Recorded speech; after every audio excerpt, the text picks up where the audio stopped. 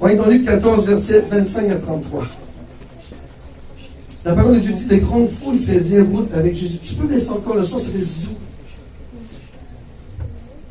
Des grandes foules faisaient route avec Jésus, et il se retourna et leur dit, si quelqu'un vient à moi sans me préférer à son père, sa mère, sa femme, ses enfants, ses frères et ses sœurs, et même à sa propre vie, il ne peut pas être mon disciple. Celui qui ne porte pas sa croix et ne me suit pas, ne peut pas être mon disciple. En effet, si l'un de vous veut construire une tour, il s'assit d'abord pour calculer la dépense et voir s'il a de quoi à la terminer. Autrement, si après avoir posé la fondation, il ne peut pas la terminer, tous ceux qui le verront se mettront à se moquer de lui, en disant, cet homme a commencé à construire, il n'a pas pu finir.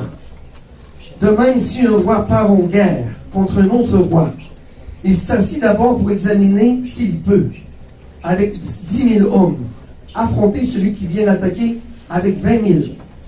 Si ce n'est pas le cas, alors que l'autre roi est encore loin, il lui envoie une ambassade pour demander la paix. Ainsi donc, aucun de vous, à moins de renoncer à tout ce qu'il possède, ne peut pas être mon disciple. Au nom de Jésus. Je vais parler de fans et de disciples de Jésus. Un fans, ça veut dire quoi? C'est une personne qui aime une équipe, qui aime un chanteur, qui peut aimer même un pasteur, qui peut aimer un centre d'achat. Ça peut être des personnes qui aiment, bon, j'ai plein de... Comment? Une marque de voiture, des voitures, ou un ordinateur. C'est un fan. Moi, quand j'étais jeune, j'étais un fan de Coleman. Vraiment. J'aimais dans le camping, j'achetais tout de Coleman. Le poêle, le matelas, la tente. Je ne voulais rien savoir de autre Coleman. Je rêvais à Coleman quand j'étais jeune. Hein? On s'entend. Il y a des jeunes garçons, aujourd'hui, qui tripent. Bon, triper, c'est pas le bon mot en français. Qui aiment les voitures. Surtout quand tu as 18, 19, 20. Là, tu mets les marques sur ta voiture. Tu la chaînes, hein? Tu la peintures, tu la lustres. Elle doit être belle. Elle doit être belle, ta voiture. Parce que tu veux montrer aux autres que tu as une belle voiture. Donc, si tu ajoutes une Honda, tu vas triper sur Honda. Parce que ce sera la première voiture. N'est-ce pas? Et si tu t'achètes plus tard, Steve, une voiture autre que Honda, tu t'achètes une Lamborghini. Donc, ton premier fan, ce qui était Honda, vient de prendre le côté et tu vas aimer plus la Lamborghini. Même chose pour les joueurs de hockey. Moi, avant, quand j'étais jeune, j'aimais les Canadiens de Montréal. Hein? Lorsque les Canadiens ne faisaient pas des séries, j'avais pas d'autre choix que de prendre une autre équipe. Mais j'aimais le hockey, moi. J'en mangeais du hockey. À toutes les fois qu'il y avait du hockey, Olivier, j'étais devant la télévision. Maintenant, c'est plus le cas. Je vous le dis tout de suite. Mais lorsque les Canadiens pleuraient, là, j'allais à l'école, j'avais l'âge à Marlon. J'allais à l'école avec une rage. Si quelqu'un me disait que les Canadiens avaient perdu contre les Nordiques, c'était la bagarre. Parce que j'aimais ce club-là et je n'acceptais pas que les Nordiques battent mon équipe. J'étais un fan, on appelle ça des fans. Accros, hein? Il y a des fans qui sont accros. Maintenant, la parole de Dieu dit, voyons le verset. Je veux qu'on revienne dans ce verset-là. De grandes foules faisaient route avec Jésus. Point. Qui représente la foule qui suivait Jésus? Qui? Vous pouvez répondre là. Qui représente la foule? Le monde. C'est le monde. Dans le monde, on a quoi? Hein? Dans le monde, on a des païens, on a des chrétiens, on en a toutes les sortes, des Jéhovah, on a des hindous, on a tout. Donc, la parole de Dieu dit, des grandes foules suivaient Jésus. N'est-ce pas? Est-ce que tu fais partie de cette foule-là aujourd'hui? Est-ce que tu fais partie de cette foule qui suit Jésus? Oui, tu fais partie de cette foule. Parce que toi aussi, tu suis Jésus. Malgré qu'il y a beaucoup de gens qui disent qu'ils suivent Jésus. Mais toi, Michel, est-ce que tu suis dans cette foule Jésus? Oui. Tu fais partie de la foule. Mais Dieu te dit, dans la foule,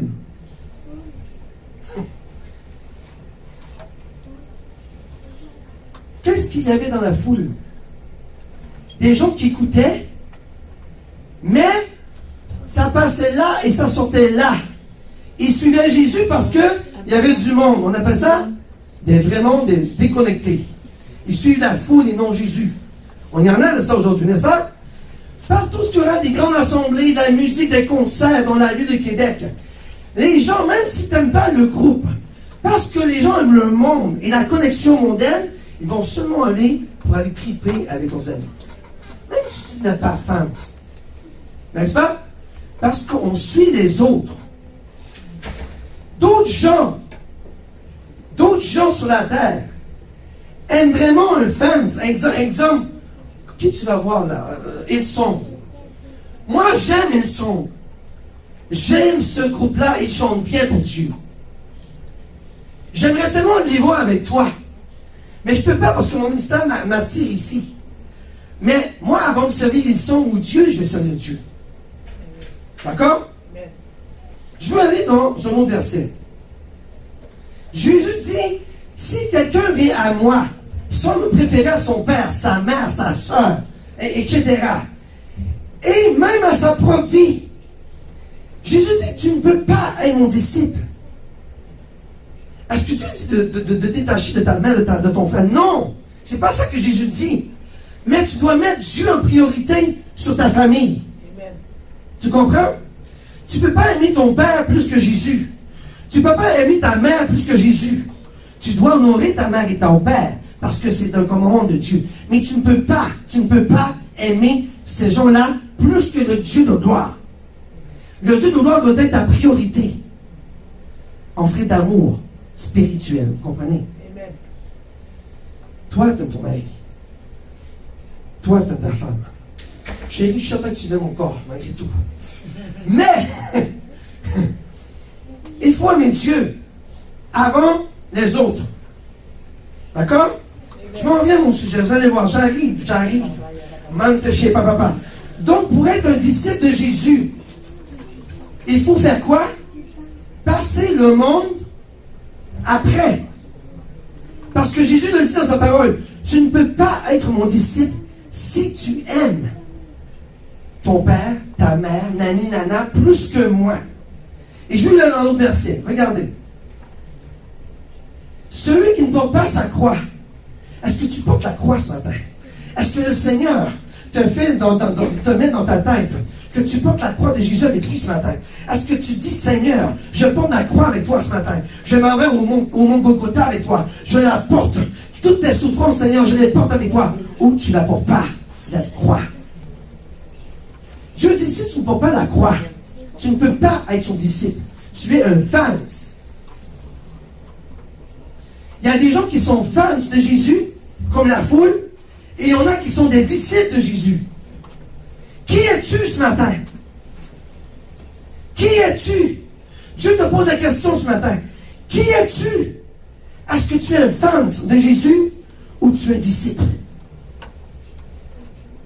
Dieu te pose la question. Garde ça dans ton esprit. Qui suis-je aux yeux de Jésus? Lorsque je vais mourir et que je vais aller en haut, Dieu va me dire quoi? Tu as aimé le monde ou tu m'as aimé moi? Tu as rejeté ta mère sans la rejeter, mais je veux dire, tu m'as aimé plus ta mère ou moi? Tu as aimé plus tes parties ou moi? Tu as aimé mieux ton char, ta voiture ou moi?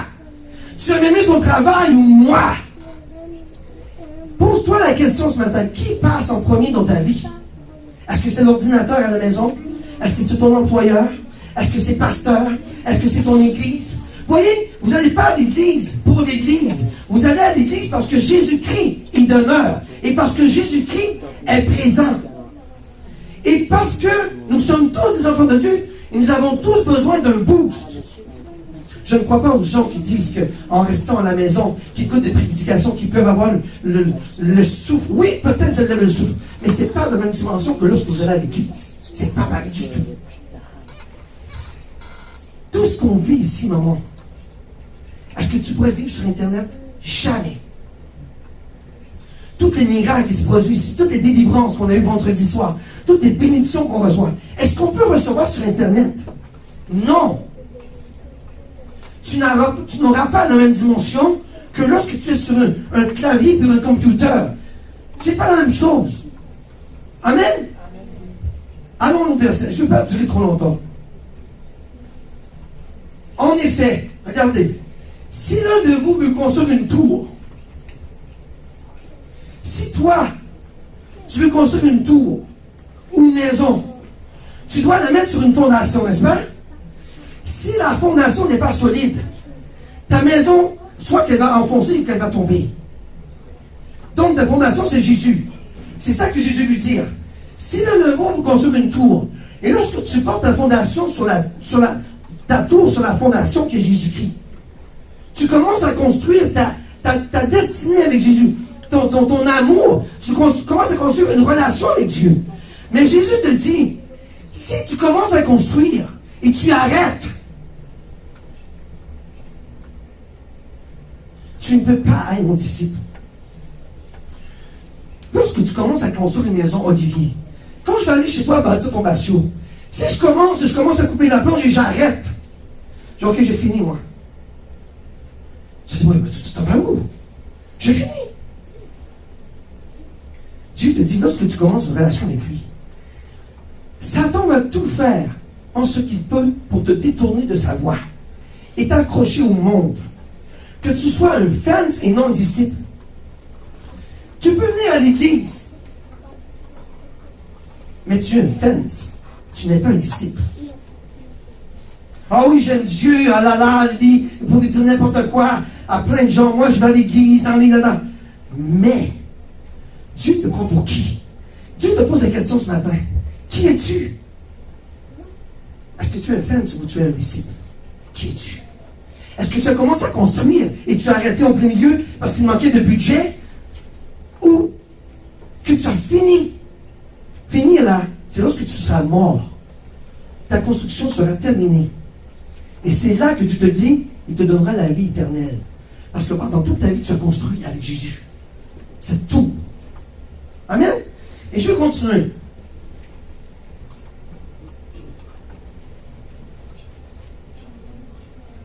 Ainsi donc de vous, à moins que de renoncer à tout ce qu'il possède, ne peut être mon disciple. Donc si, et je sais qu'il y a des gens aussi qui là, ils se posent beaucoup de questions. Oh, c'est dur ça. Oui, c'est dur. Dieu te dit, si tu veux être mon disciple, tu dois te connecter avec moi et non avec le monde. Tu dois avoir cette relation avec Dieu et non avec le monde. Si tu aimes mieux le monde que le Seigneur, il y a un problème dans ta vie. Il y a vraiment un problème. Toi, tu crois que tout va bien dans ta vie parce que tu vas à l'église. Je ne sais pas, je donne pas de temps. Mais tu n'as pas de relation avec Dieu. Tu crois que tu en as une. Mais Dieu te regarde, il te connaît. Gardez cette connexion de disciple et non de fan. Tu ne peux pas être un fan. Vous savez ce que je veux dire, fans, hein? Amateurs, des gens qui aiment. Mais, dans le fond, on est comme la foule. On suit Jésus. Mais on n'est pas connecté. On n'est pas connecté. Qu'est-ce qu'ils ont fait, les aveugles? Lorsque Dieu les a guéris, il y en avait 3. Un est revenu. Un. Les 2 autres étaient où? C'était des fans. C'était des gens qui connaissaient, qui se foutaient. Eux voulaient juste leur guérison. Après ça, ils sont partis. Il y a des chrétiens comme ça. Un coup qu'ils ont reçu leur bénédiction, bang, ils partent. Ah, Dieu a fait, merci, bye bye. Lorsque j'aurai d'autres problèmes, je vais revenir. C'est pas comme ça que Dieu fonctionne. Vous devez être des disciples et non des fans. Amen? Je vais continuer. Et je vais aller dans Marc. Regardez, comme Marc dit, et je vais aller dans 2, je vais lire ça vite là. Comme Jésus se mettait en chemin, un homme accouru se jeta à genoux, et devant lui, bon maître, lui demanda-t-il, que dois-je faire pour hériter la vie éternelle? Est-ce que tu demandes ça à Dieu ce matin? Que dois-je faire, Seigneur, pour hériter la vie éternelle? Qu'est-ce que je dois faire dans ma vie, Seigneur? Changer. Qu'est-ce que je dois changer dans ma vie? Qu'est-ce que Jésus a répondu? Regardez. Jésus lui dit, pourquoi m'appelles-tu bon? Personne n'est bon si n'est que Dieu, n'est-ce pas? Et regardez ce que Jésus dit. Tu connais les commandements. Tu ne commettras pas d'adultère. Tu ne commettras pas de meurtre. Tu ne commettras pas de vol. Tu ne porteras pas de faux témoignages. Tu ne feras de tort à personne. Honore ton père et ta mère. Et le gars, il dit, Seigneur, j'ai tout fait.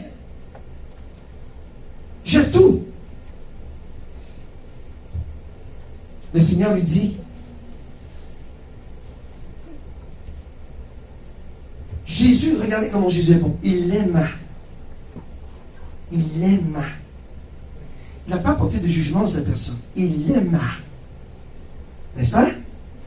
Lorsque vous voyez des gens dans votre entourage qui se sont un peu discartés, c'est pas temps de juger la personne, c'est temps de l'aimer.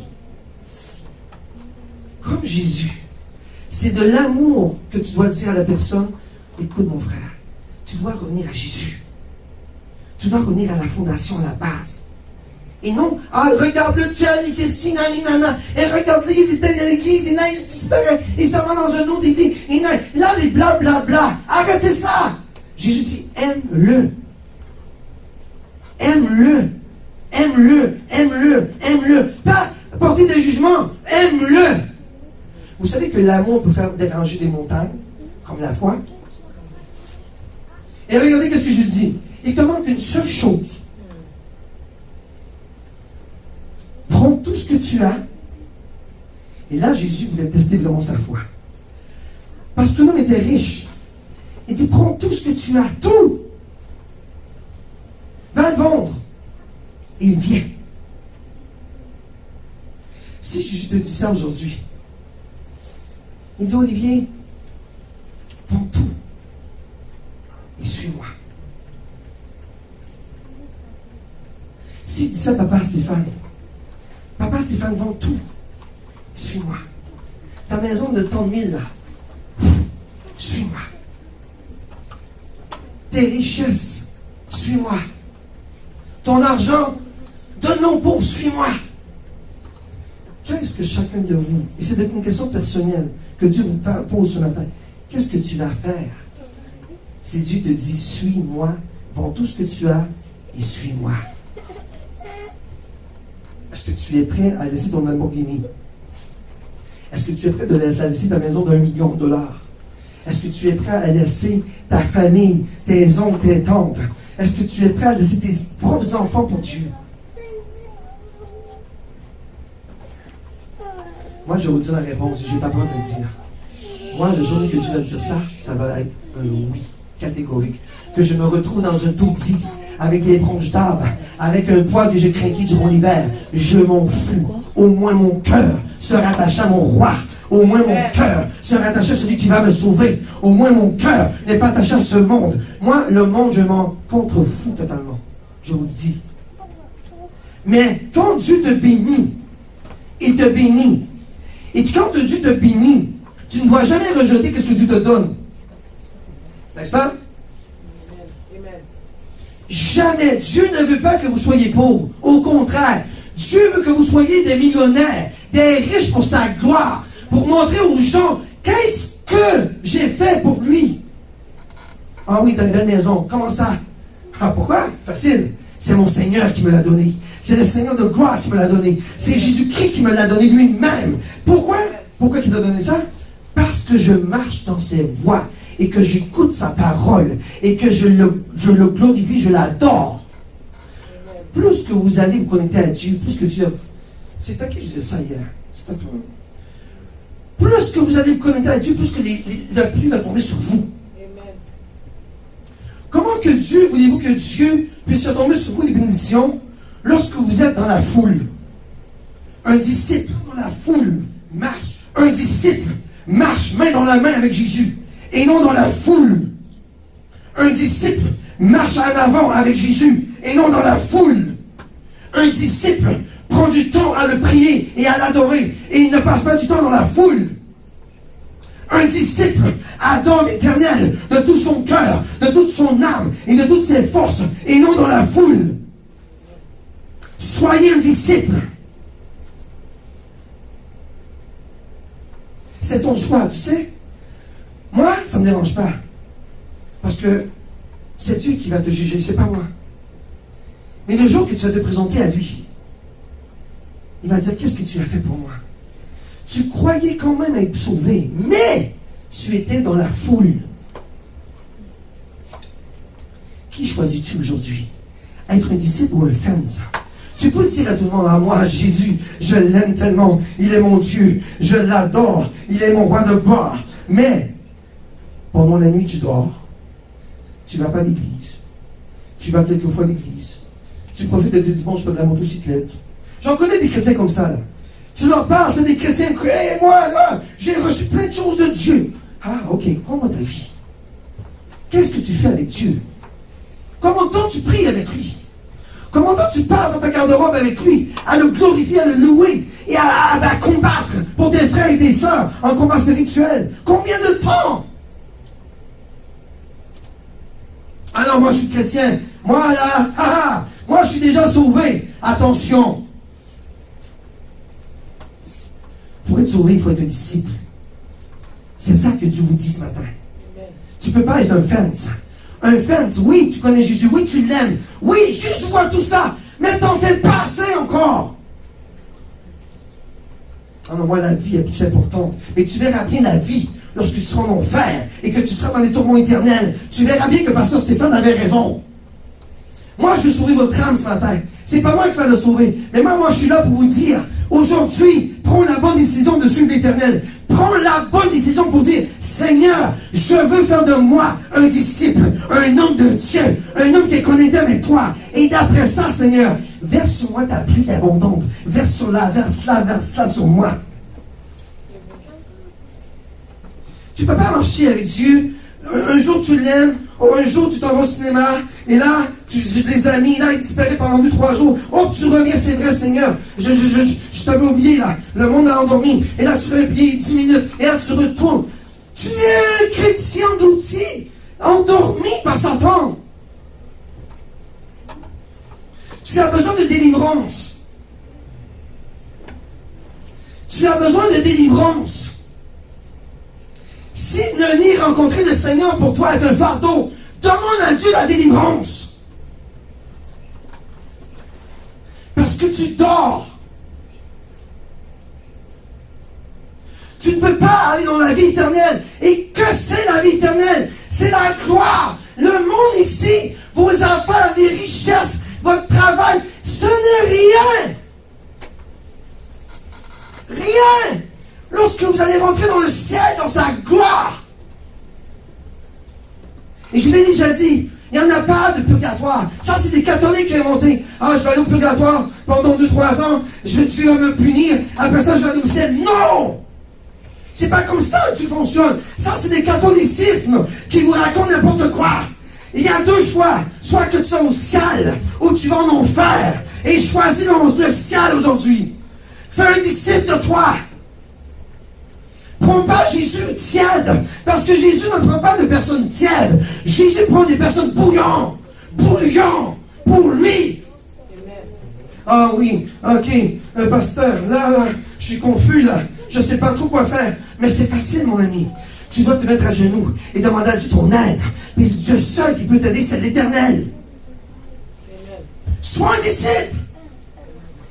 Adore-le, prends-le comme si ça serait ta femme. Il est ta femme, il est ton époux, n'est-ce pas? Quand tu rencontres ce roi de gloire, tu ne peux plus t'en séparer, n'est-ce pas? Goûtez, je vais parler comme Noël. Le soir qu'on sort de fois de vendredi, elle me fait tellement rigoler. Elle crie ça dehors et j'aime ça. Elle n'a pas honte de Dieu. Elle dit, venez goûter à Jésus. Il est gratuit. Il écrit ça dehors à l'église. À minuit. Venez goûter à Jésus. Il est gratuit.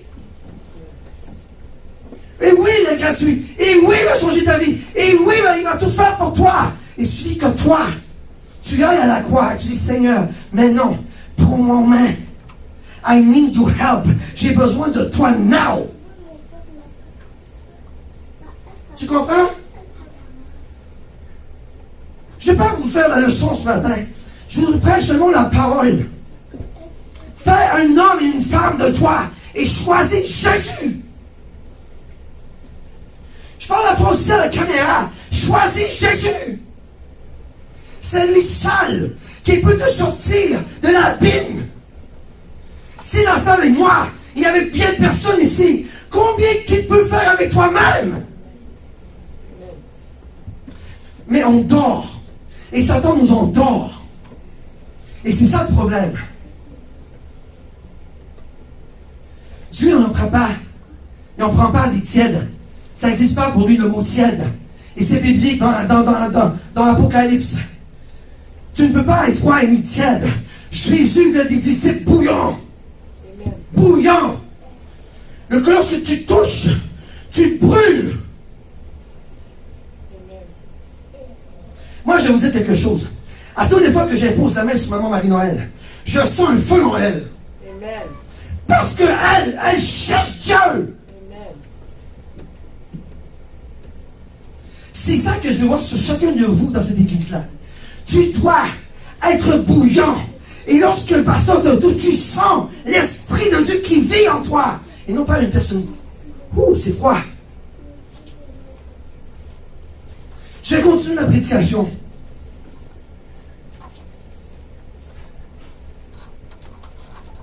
Matthieu, regardez ce que Jésus dit. Est-ce que vous êtes tous des païens? Est-ce que vous êtes tous des pharisiens? Est-ce que vous êtes tous des sadducéens? Vous paraissez beaux à l'extérieur, mais en dedans, vous êtes des pourritures. C'est ça que Jésus n'aimait pas, des pharisiens. Parce que les pharisiens, ils faisaient... Regardez, je vais vous lire la parole. Je n'ai même pas besoin de la lire. Vous la voyez comme moi. Il dit, spécialiste de la loi et pharisien hypocrite. Tu crois être bon. Tu crois être pur. Mais tu es le premier à accuser les autres. Tu es le premier que ton cœur est impur. Mais ta chair, oh, tu parais bien. Waouh. Mais en dedans, on retrouve quoi? Des sépulcres branchis, Jésus dit. Et Jésus n'aime pas ça. Jésus, là, il aimait tout le monde. Mais il n'avait pas peur de dire à ces pharisiens-là que leur cœur n'était pas bon. Combien de prophètes ces gens-là ont tué? Et pourtant tu dis, vous ne tuerez pas. Combien de prophètes, ces hommes et ces femmes, je parle des juifs là, des pharisiens, ont tué? Pourquoi? Parce qu'ils marchaient dans la foule. Lorsqu'on lit la Bible, lorsqu'on regarde le mot pharisien, remarquez bien. J'espère que vous lisez la Bible, que c'est pour ça que vous popez up. Lorsque vous lisez la Bible, le mot pharisien n'est jamais inclus dans les disciples de Jésus. Ils sont dans la foule. Toi, où es-tu? Où es-tu ce matin? C'est la question que Dieu te pose. Où te trouves-tu? Ton cœur, qu'est-ce que ton cœur te dit ce matin? Est-ce qu'il me manque encore des choses que Dieu aimerait que je fasse pour lui? Et je suis encore dans la foule. Seigneur, si ces hommes et ces femmes sont dans la foule, Seigneur, puisses-tu, Seigneur, leur donner un message ce matin? Puisses-tu, Seigneur, leur dire dans leur cœur, tu dois changer ça, ça et ça. Seigneur, puisses-tu les convertir à la repentance, afin qu'ils s'attachent à toi, Seigneur. Parce que, mon Dieu, ils te cherchent, mais ils ne te comprennent pas. Est-ce que tu es un pharisien? Ou tu es un disciple de l'Éternel? Qui es-tu? C'est pas moi qui te pose la question, c'est Dieu. Qui es-tu? À quel degré tu me cherches?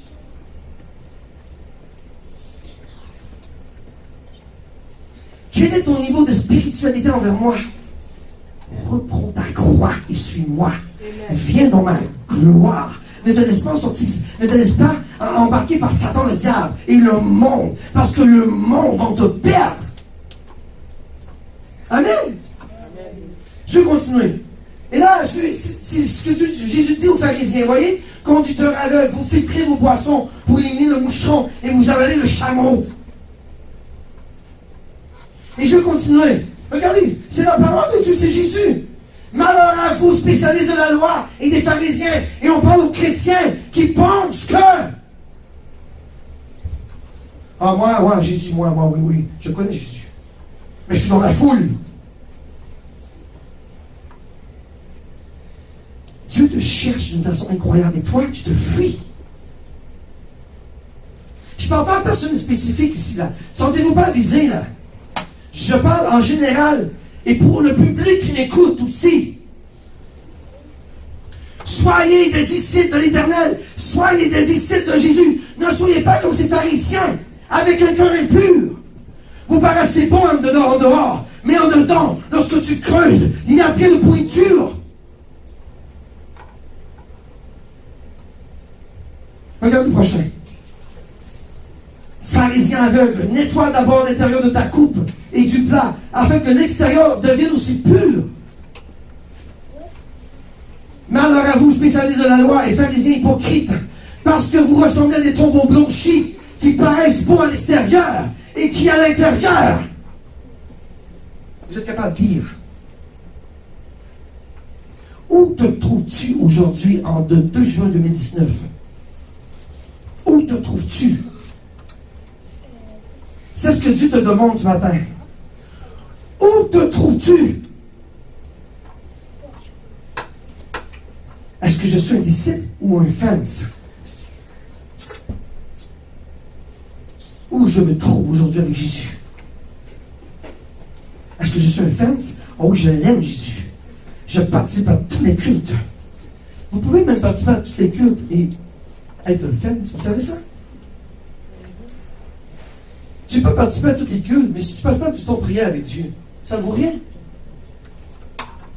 Dieu, là, écoute-moi, chrétien. Dieu te veut au complet. À 100%. Pas à 50, pas à 75, pas à 95. Vous avez vu tantôt la pesée, c'était bien drôle, hein? Mais c'est comme ça va arriver. Bon, c'est pas comme ça va arriver, mais ça va ressembler quand même à ça. Dieu a ton dossier. À ton dossier de la vie. Lorsqu'il va ouvrir ton dossier de la vie, il va trouver quoi?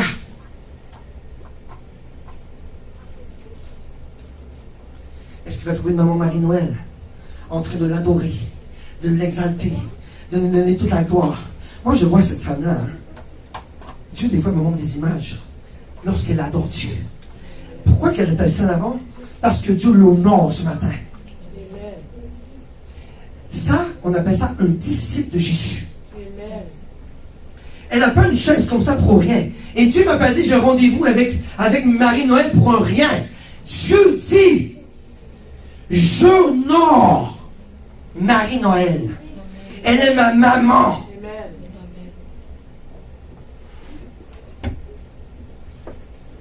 Moi, je ne veux pas être dans le fou, je vous le dis tout de suite. Moi, je veux m'accrocher à Jésus. Il n'est pas de lâcher. Il ne serait-ce comme la femme qui essaie de chercher un seul bout de son tissu. Il faut que vous soyez de ces femmes-là. Tu comprends ça? Tu dois être comme cette femme-là qui est malade. Elle écartait la foule. Elle se battait. Elle écrasait les disciples jusqu'à ce qu'elle touche de peine et de misère le vêtement de Jésus. Voilà. Qu'est-ce qui s'est passé? La femme, elle a été guérie comme ça. Et Jésus a dit quoi? Il y a une puissance qui est sortie hors de moi. C'est votre portion ce matin. Amen. Que Dieu puisse vous donner cette puissance. Amen. Que Dieu puisse, que tu sois comme cette femme qui touche son vêtement et que vous retirez une puissance de l'Éternel. Oui, j'allais la puissance de Dieu. Amen. Va toucher l'Éternel ce matin. Dis-lui, Seigneur, je veux te toucher ce matin. Je veux être cette dame qui a écarté la foule. Je veux te toucher, Seigneur. Je veux te retirer une puissance. Amen.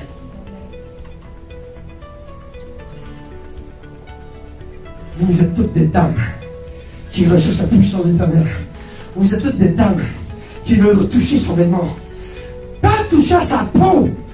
Pas toucher à la peau, à la peau. Il a touché. Et cette femme-là, imaginez-vous, demande de l'écraser.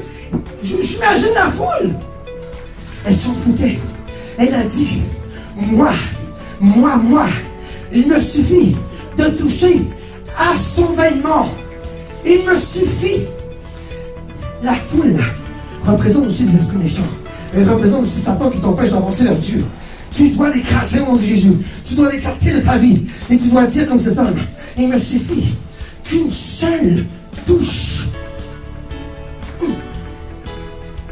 Elle l'a fait.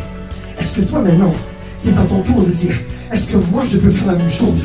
Écarter la foule. Je veux sortir de la foule. Et je veux revenir à mon roi de gloire. Je veux revenir à la croix. Je veux revenir à mon Seigneur. Je veux être fortifié en Jésus. Il me suffit qu'une chose. Qu'il me touche.